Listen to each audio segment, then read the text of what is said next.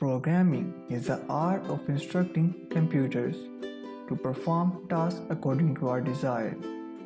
Just like how we use languages to communicate with each other, in the same way we use programming languages to communicate with computers.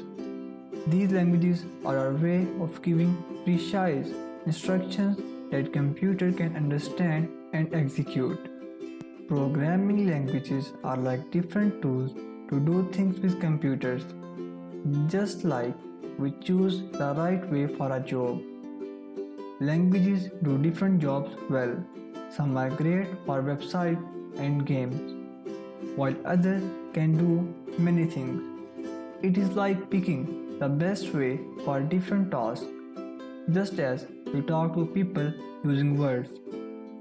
Programming languages are how we talk to computers. Every programming language has its special set of rules and way of writing, just like how languages are different worldwide. With these languages, we can create detailed sequence of steps called code. This code helps computers do many different things, from making software to solving tough problems. Programming gives us the power to shape the digital world as we imagine it.